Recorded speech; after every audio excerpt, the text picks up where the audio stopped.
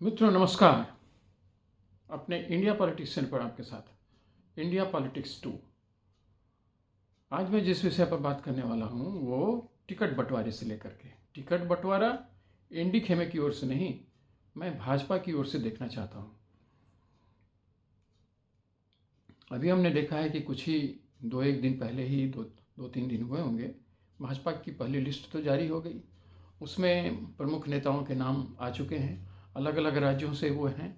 दूसरी लिस्ट उनकी आने वाली है और दूसरी लिस्ट में संभवतः राज्य के हिसाब से ये लोग करेंगे या और भी कर सकते हैं। और राज्यों के हिसाब से तो होना ही है, मतलब कोई स्पेसिफिक राज्य तो जैसे एजेंडा में है, चर्चा चल रही है कि बिहार, महाराष्ट्र और उत्तराखंड वगैरह इन राज्यों पर अभी उनकी बैठक चल रही थी, जिस पर ये लोग निर्णय ले चुके होंगे या ले रहे होंगे या कल तक ले लिए जाएंगे।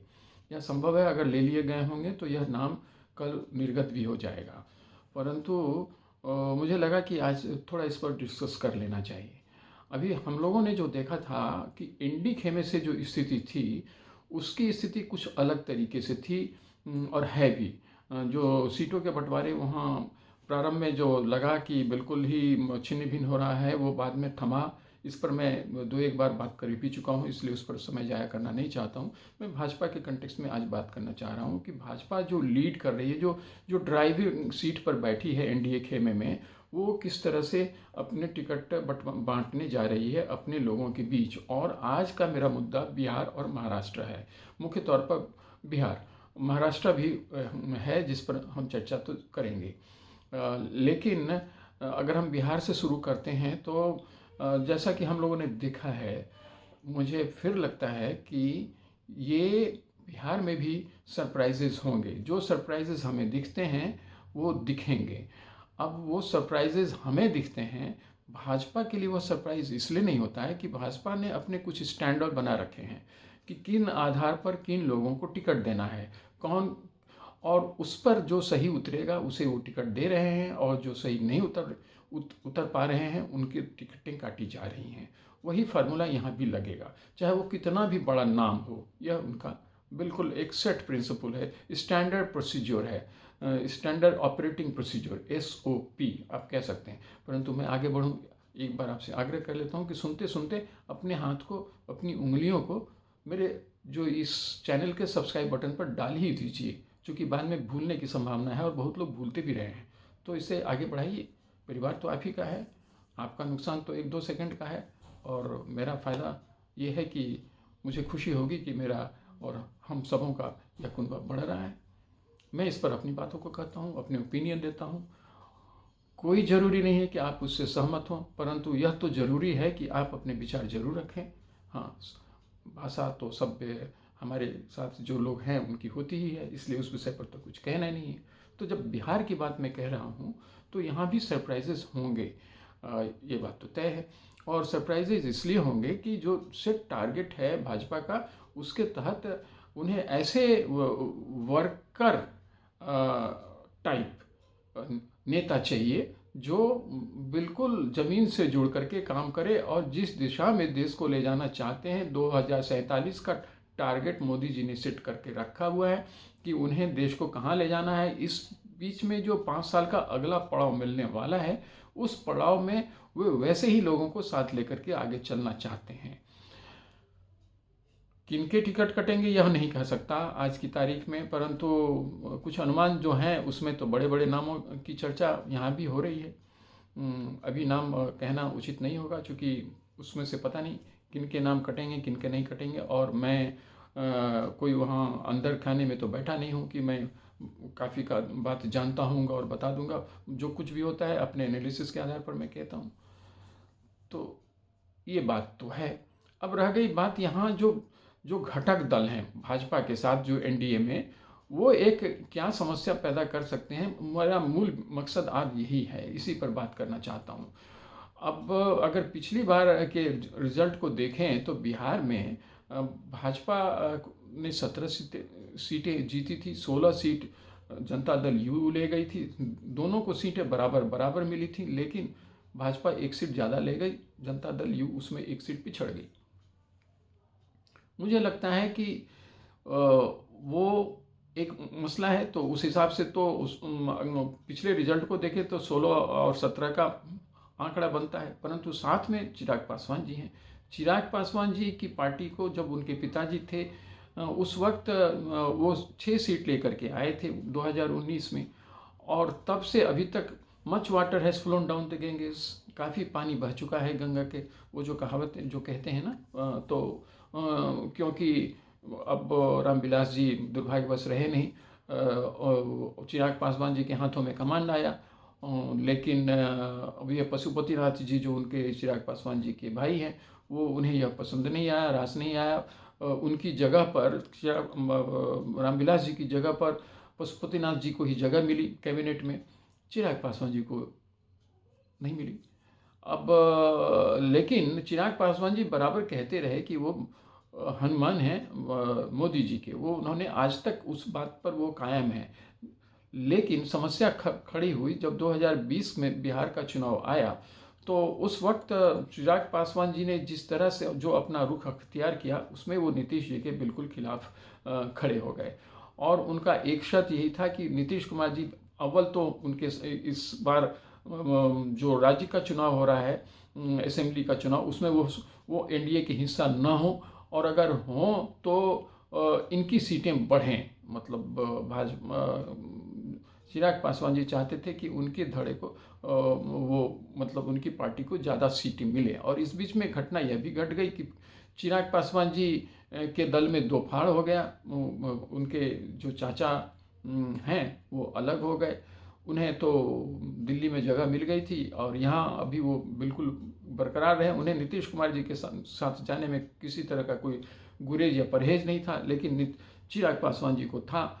अब यह तो हम लोगों ने देखा, जग जाहिर है, और नतीजा ये हुआ कि चिराग पासवान जी को तो कुछ खास फायदा नहीं हुआ, लेकिन जो नुकसान हुआ नीतीश कुमार जी का हुआ। और ये बात बड़ा ही अजीब तरह की स्थिति भाजपा के लिए इस स्थिति ने पैदा कर दिया था। और भाजपा भी असहज हो रही थी, क्योंकि नीतीश कुमार जी को वो साथ लेकर चलना चाहती थी, और चिराग पासवान जी इसके लिए तैयार नहीं थे। अंत में हुआ यही कि चिराग पासवान जी साथ रहते हुए भी साथ नहीं रह पाए।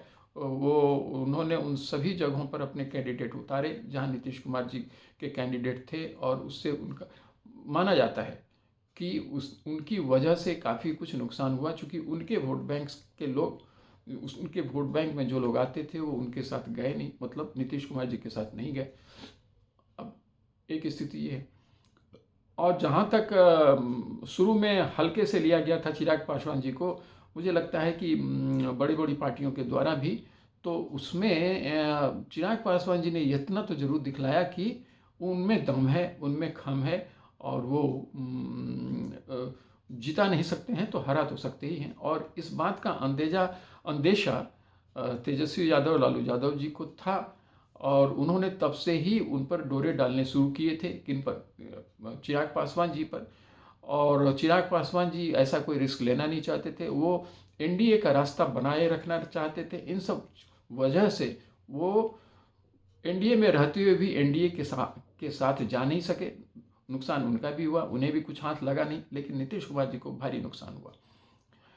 अब वैसे में वो चिराग पासवान जी अब फिर से, चूंकि 20 में चूंकि नीतीश कुमार जी बाहर चले गए थे, तो चिराग पासवान जी बेहतर फील कर रहे होंगे। लेकिन समय का चक्र कैसा है, राजनीति जैसे चलती है, नीतीश कुमार जी फिर से वापस आ गए हैं, एनडीए के साथ खड़े हैं। अब वैसे में और नीतीश कुमार जी का ब्रांड बड़ा है, उनके ब्रांड से अलायंस को फ़ायदा और नुकसान होने की संभावना रहती है। तो वैसे में भाजपा नीतीश कुमार जी को हटा करके और चिराग पासवान जी के हिसाब से काम करेगी, ऐसा तो बिल्कुल नहीं लगता।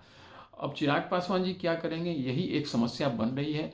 क्या कोई एग्रीमेंट इन लोगों के बीच हुए हैं कि नीतीश कुमार जी साथ में रहते हैं तब भी वो रहेंगे? अब यह देखेंगे हम, क्योंकि कल एक दो दिनों में जो बात निकल करके आएंगी। लेकिन अभी तक जो स्थिति है, मुझे जो लगता है चिराग पासवान जी जरूर मानेंगे। इसलिए मानेंगे कि अगर वो नहीं मानेंगे तो वो भारी नुकसान का सामना उनको करना पड़ेगा। हालांकि उनका, हाँ, लेकिन अगर वो एनडीए में नहीं रहते हैं तो निश्चित है कि एनडीए को भी अच्छी खासी मुसीबत पैदा वो ज़रूर करेंगे, क्योंकि 4 से 5% का वोट तो उनके पास भी है ही है। ये उन्होंने दिखला ही दिया है। अब वैसे में हमें इसका इंतज़ार रहेगा। और उधर उपेंद्र कुशवाहा जी भी हैं। उपेंद्र कुशवाहा जी के साथ भी कुछ ऐसी ही बात है, वो भी ज़्यादा सीट चाहते हैं। जैसे चिराग पासवान जी, एक तो 6 सीट, उस हिसाब से अगर देखा जाए तब तो चिराग पासवान जी को 6 सीट अगर मिलता है, जिसमें कि पशुपतिनाथ जी भी साथ हो जाएं अगर, तो वो दोनों मिलकर के अपना हिसाब किताब ऐसा करें कि 6 सीट में ही मामला समझ जाए, या हो सकता है एक आध सीट कम ही दे भाजपा, या एक आध सीट ज़्यादा ही दे दे। बस इससे ज़्यादा और कुछ बनने का मुझे दिखता नहीं है। जहाँ तक उपेंद्र कुशवाहा जी का सवाल है कि वो भी अगर उन्हें एक सीट दी जाती है तो शायद वो भी नहीं माने, और फिर चूंकि वो पहले तो भाजपा के साथ थे, लेकिन भाजपा को छोड़ दिया था उन्होंने, एनडीए में थे, लेकिन छोड़ करके जब निकले तो उनकी भी उड़ान ऊंची है, वो भी ज़्यादा सीट चाहते हैं। और इसी वजह से वो भी नीतीश कुमार जी के साथ, एनडीए को छोड़कर नीतीश कुमार जी के साथ आए थे, फिर वापस अभी तो माना तो यही जा रहा है कि वो भाजपा के साथ हैं, एनडीए के साथ हैं, लेकिन अगर सीट के बंटवारे में कोई नुकसान होता है तो मुझे लगता है कि फिर यह भी एक समस्या होगी, क्योंकि उनके पास भी खुद से जीतने का मादा तो नहीं है, परंतु इतना जरूर तय है कि वो जिसके साथ नहीं होंगे उसका कुछ नुकसान तो वो कर ही बैठेंगे। और यही वजह है कि तेजस्वी यादव जी चिराग पासवान जी को अपने साथ लाना चाहते हैं, कुशवाहा जी को भी अपने साथ लाना चाहते हैं। प्रारंभ में कुशवाहा जी को वो साथ ला नहीं पाए, उसका शायद उन्हें अफसोस है, लेकिन अब आगे अब कारण भी होगा, क्योंकि कुशवाहा जी को जो जिस तरह से अपनी शक्ति का आभास है, उन्हें लगता है कि जो भी सीट उन्हें अलायंस में मिल रहा है, चाहे इधर से एनडी खेमे से, चाहे एनडीए खेमे से, वो उनकी ताकत के हिसाब से कम मिल रहा है अब। लेकिन लोग उतनी ताकत उनकी आंकते नहीं है, तो अब उसमें फिर जो मांझी जी का बिल्कुल बहुत क्लियर है, उन्होंने अब इसमें एक बड़ी बात है। अब चिराग पासवान जी के संदर्भ में मुझे मेरा अपना आकलन ये है कि चिराग पासवान जी को अगर लगता है कि आने वाले समय में एनडीए की सरकार बनेगी, तो निश्चित तौर पर वो भी अंततोगत्वा एनडीए के साथ आ ही जाएंगे, कुछ छोटे मोटे हल्के फुल्के शर्तों के साथ, या बगैर शर्त के भी आ सकते हैं। लेकिन अगर उनका आकलन यह होता है कि इंडी खेमा की सरकार बनने वाली है, तो वो निश्चित तौर पर तेजस्वी जी के साथ जा सकते हैं। परंतु मुझे ऐसा नहीं लगता कि शायद उनका आकलन कुछ ऐसा होगा, देखते हैं।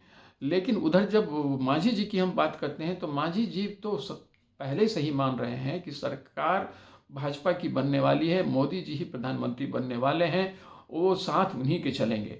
हाँ, कुछ वो जोर लगा रहे हैं कि उन्हें भी कुछ ज़्यादा संख्या में सीट मिल जाए, लेकिन शायद वो ऐसा होगा नहीं। मुझे लगता है कि उन्हें भी एक ही सीट मिलेगी।